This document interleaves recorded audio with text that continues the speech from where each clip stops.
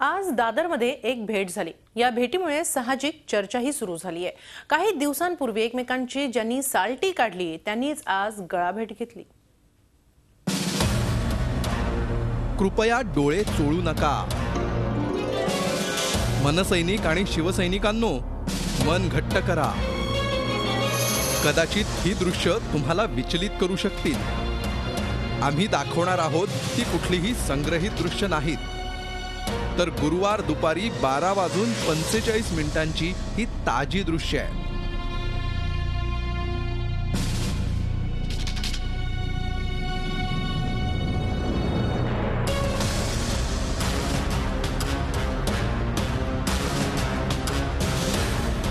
मुंबई भाजपचे अध्यक्ष आणि नवनिर्वाचित आमदार आशिष शेलार मनसे अध्यक्ष राज ठाकरेंची भेट घेण्यासाठी कृष्णकुंजवर आले।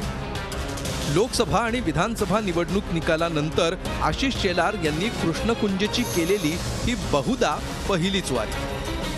सुमारे सव्वा तास आशिषराव आणि राज साहेबांची मीटिंग झाली। या मीटिंगमध्ये काय झालं ते त्या दोघांनाच माहीत, कारण आम्ही बूम पुढे केल्यावर दोघांनीही बोलायला नकार दिला।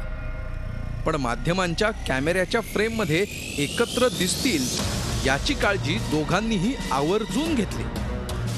आता दोघांची भेट झाली म्हणजे चर्चा तर होणारच, किंबहुना ती चर्चा व्हावी यासाठीच ही भेट असू शकते। सध्याच्या परिस्थितीचा लेखाजोखा मांडला तर राज ठाकरेंना शिवसेनेशी सलगी नको आहे, आणि दुसरीकडे भाजपला सतत शिवसेनेला दबावाखाली ठेवायचं आहे।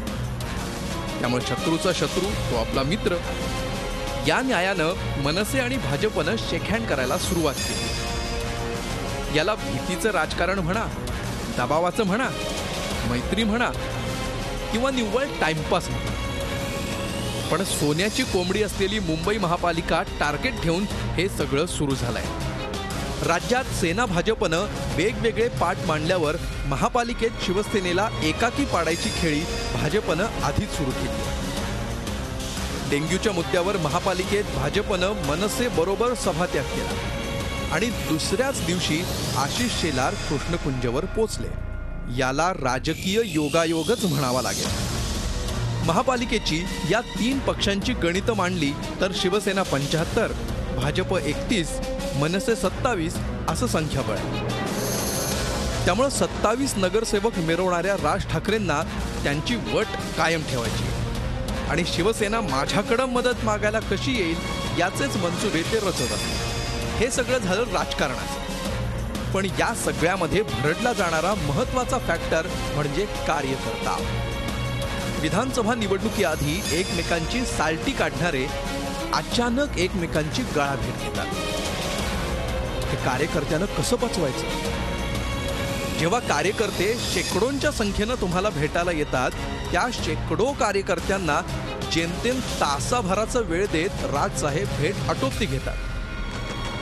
त्याच राजसाहेबांनी आशिष शेलारांची चर्चा करण्यासाठी सव्वा तास वेळ काढला। मराठी चित्रपट महामंडळाचे अध्यक्ष विजय पाटकरांना अर्धा तास वेळ दिला। त्यांची भेट घेताना मात्र राज ठाकरेंचा चेहरा गुलाबाच्या ताटव्यासारखा फुलला होता। प्रश्न विचारले की राजकारण वेगळं आणि मैत्री वेगळी अशी सोयीस्कर उत्तरं द्यायची। कलावंतांचा फौजफाटा बाळगून त्यांच्यात रमायचं आणि कार्यकर्त्यांनी नाराजी व्यक्त केली की रुसून बसायचं। हा कुठला न्याय? मग नाराज मनसेचे नेते भाजपच्या नेत्यांना भेटत असतील तर त्यात चूक काय?